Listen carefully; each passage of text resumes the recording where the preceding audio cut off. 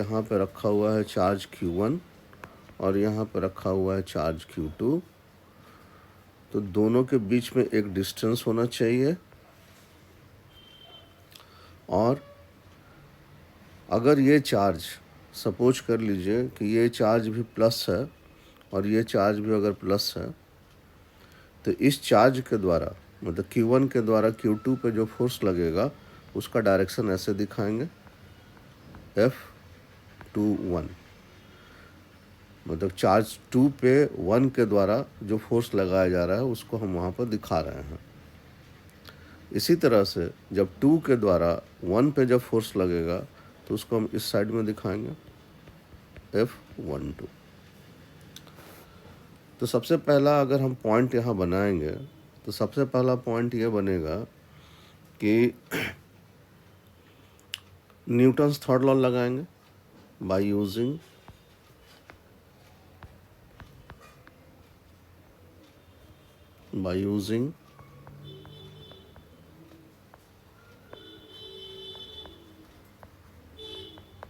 Newton's third law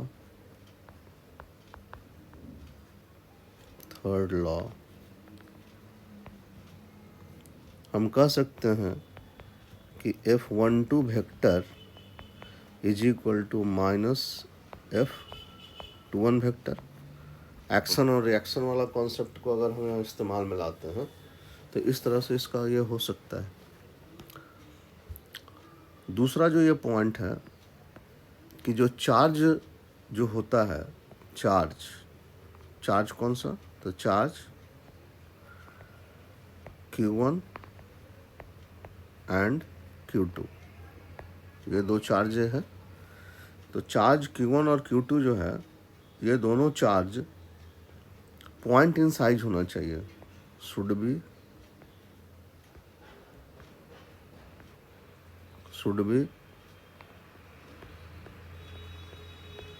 point in size. ये charge point in size होना चाहिए। अब पॉइंट इन साइज को थोड़ा समझना पड़ेगा कि पॉइंट इन साइज क्या होता है। बड़ा ये पॉइंट इन साइज एक रिलेटिव टर्म है, ये कोई एब्सोल्यूट टर्म नहीं है।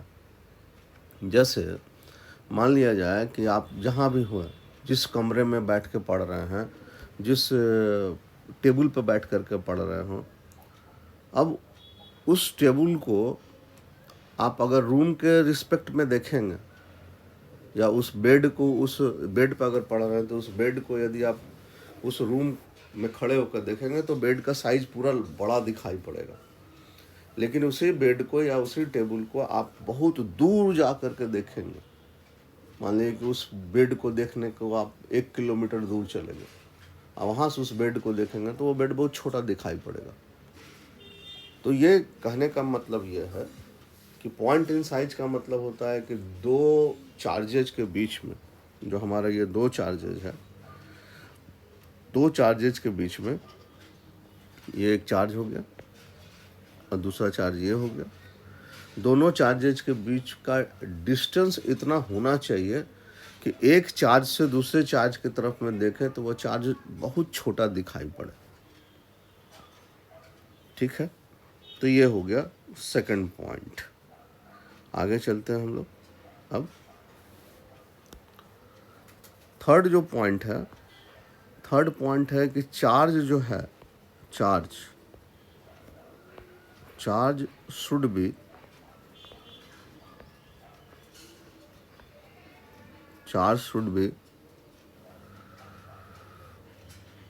स्टैटिक। मतलब charge should be static. Charge क्या होना चाहिए, स्टैटिक होना चाहिए, मूवेबल चार्ज नहीं होना चाहिए। कूलम्ब्स लॉ मूवेबल चार्ज पे नहीं लगता है। फोर्थ पॉइंट क्या है, फोर्थ पॉइंट ये है कि जो फोर्स होगा, ये डायरेक्टली प्रोपोर्शनेट Q1 और Q2 के प्रोडक्ट का होगा। पांचवा पॉइंट क्या होगा, ये जो फोर्स होगा वो इनवर्सली प्रोपोर्शनेट डिस्टेंस के स्क्वायर का होगा। ये सब कूलम्स लॉ का इम्पॉर्टेंट पॉइंट्स है। ये सब चीज़ कूलम्स लॉ में होना चाहिए। उसके बाद आप देखें 6 पॉइंट क्या होगा। अगर इस दोनों को मिला दिया जाए तो F directly proportionate Q1 into Q2 by क्या हो जाएगा, R² हो जाएगा। ठीक है।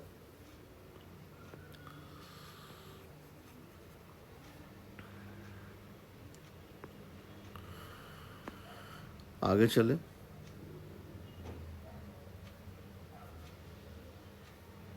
7 नंबर पॉइंट में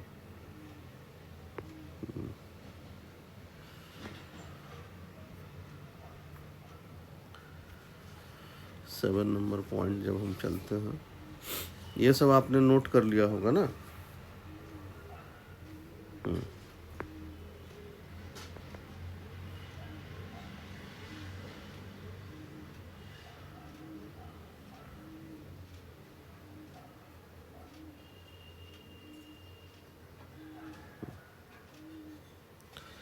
अब इसको मिला दिया जाए। पेज क्यों नहीं चेंज हो रहा है।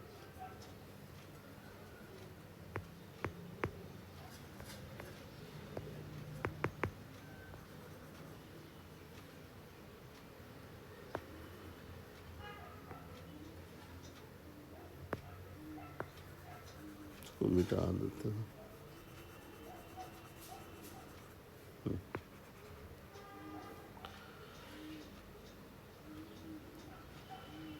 आगे चले नेक्स्ट में।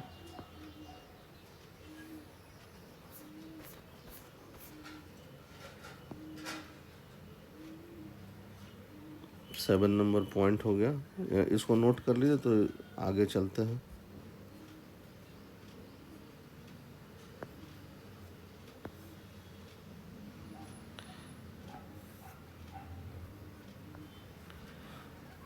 एट नंबर पॉइंट में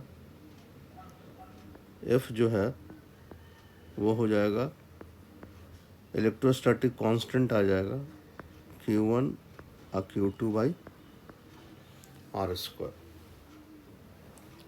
के क्या है, इलेक्ट्रोस्टैटिक कांस्टेंट। नेक्स्ट में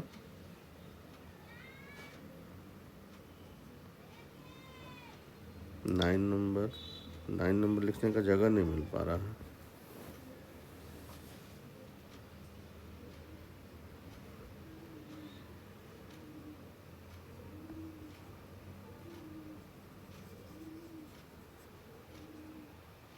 चलिए ना देखते हैं इसको दूसरे तरीके से। इसको अब हटा देते हैं ऊपर वाले को,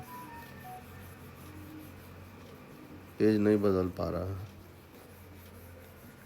तो मैं इसको हटा देता हूँ। आप लोग इसको तो नोट कर ही लिए होंगे ना।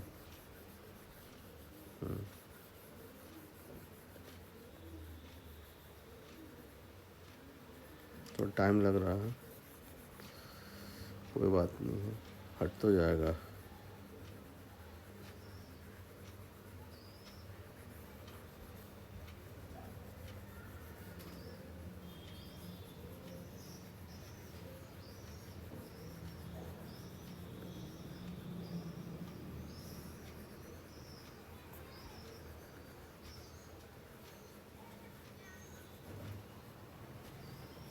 अब आगे चलते हैं। तो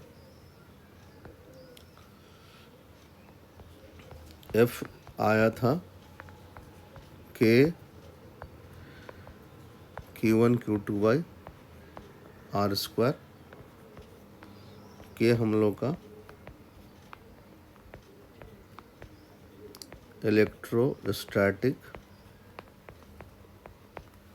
इलेक्ट्रोस्टैटिक कांस्टेंट है।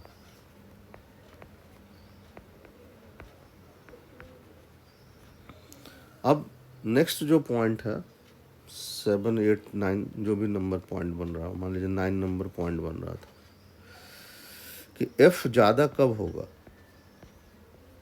F ज़्यादा होगा, ये ऊपर वाला साइन दिए, जबकि K ज़्यादा होगा। के का वैल्यू जैसे जैसे ज़्यादा होगा वैसे वैसे। नेक्स्ट में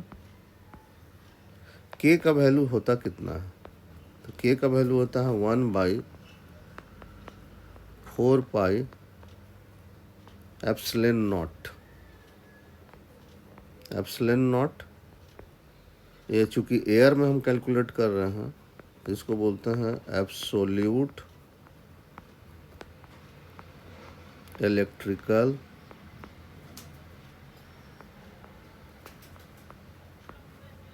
परमिटिविटी।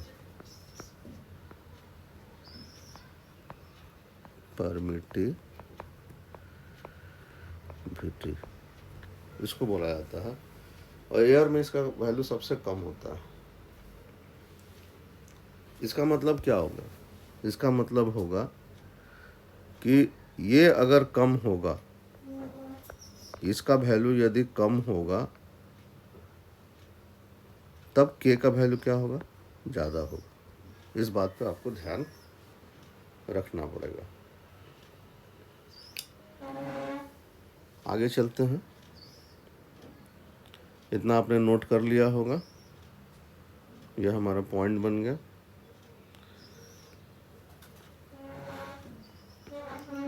इसको हटा दें अब हम, पेज चेंज हो नहीं पा रहा है कुछ टेक्निकल कारण से।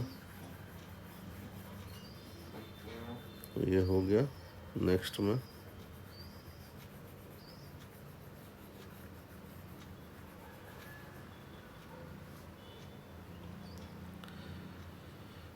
में देखा जाए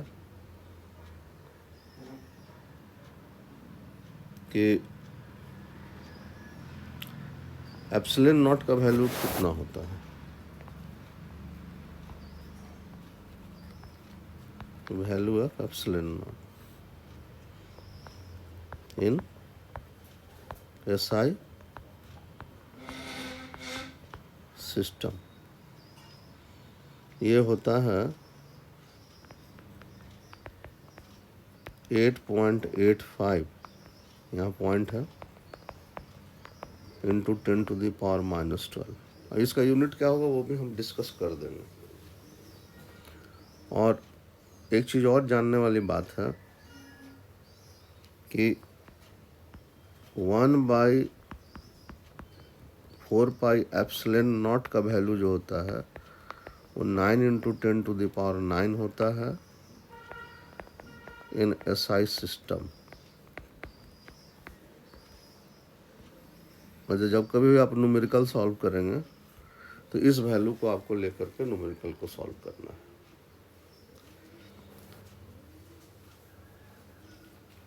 थोड़ा लिखने में मतलब ये रब करने में आगे पीछे हो जा रहा है, लेकिन मैटर हमने पूरा अच्छे से आपको समझा दिया है। Thank you for watching.